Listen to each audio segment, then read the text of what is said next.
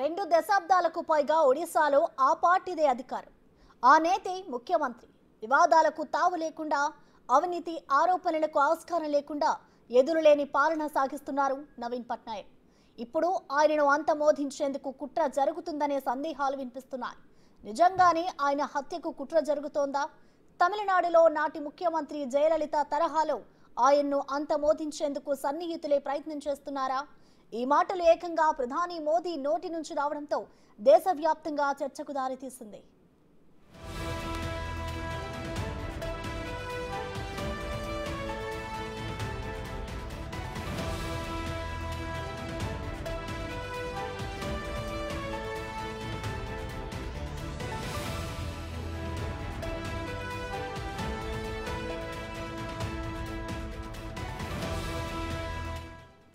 ఒడిశా ముఖ్యమంత్రి నవీన్ పట్నాయక్ ఆరోగ్యంపై ఆందోళన వ్యక్తం చేశారు ప్రధానమంత్రి నరేంద్ర మోదీ.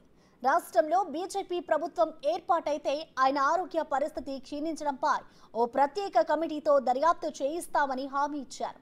ఆయన ఆరోగ్య పరిస్థితి క్షీణత వెనుక కుట్ర జరిగి ఉండొచ్చని అభిప్రాయపడ్డారు.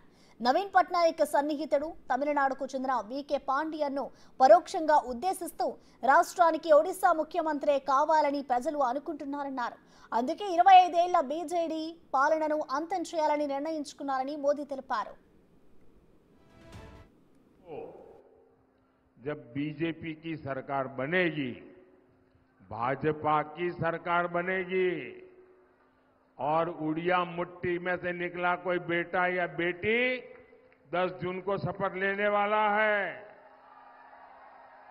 सरकार बीजेपी की बनने वाली है, भाजपा की बनने वाली है और भाजपा की सरकार बनने के बाद एक स्पेशल कमेटी गठित की जाएगी।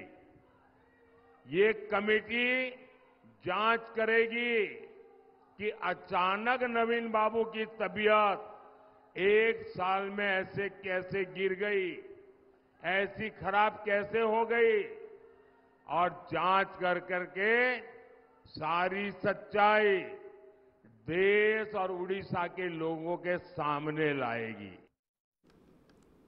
అంతకుముందు ఒడిశా ముఖ్యమంత్రి ఓ బహిరంగ సభలో మాట్లాడుతుండగా ఆయన ఎడమ చేయి వణుకుతుండడం వీడియోకి చిక్కింది. సీఎం పక్కనే ఉన్న ఒడిశా మాజీ ప్రభుత్వ అధికారి వీకే పాండియన్ వెంటనే పట్నాయక్ చేతిని దాచే ప్రయత్నం చేశారు. ఈ వీడియోను హిమంత బిశ్వ శర్మ తన అధికారిక ఎక్స్ ఖాతాలో షేర్ చేశారు.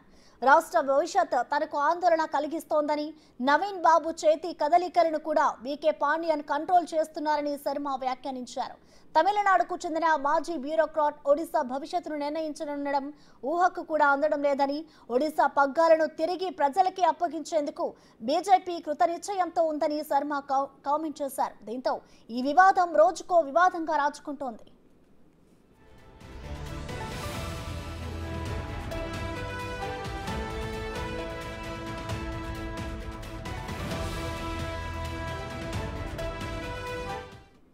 కాగా అసోం సీఎం శర్మ వ్యాఖ్యలపై నవీన్ పట్నాయక్ తీవ్ర స్థాయిలో విరుచుకుపడ్డారు. సమస్య కాని దానిని సమస్య చేయడం బీజేపీకి బాగా తెలుసునని, అందుకే తన చేతుల గురించి చర్చ లేవనెత్తారని తప్పుపట్టారు. ఓట్ల కోసం బీజేపీ చేస్తున్న కుయుక్తులకు ఎంత మాత్రం పనిచేయవని స్పష్టం చేశారు. The party said they would form the government in Karnataka. They failed. They also said the same for Telangana and failed. They said the same in Himachal Pradesh and failed. I'm certain that their same reputation will continue in this elections in Odisha. Senior BJP leaders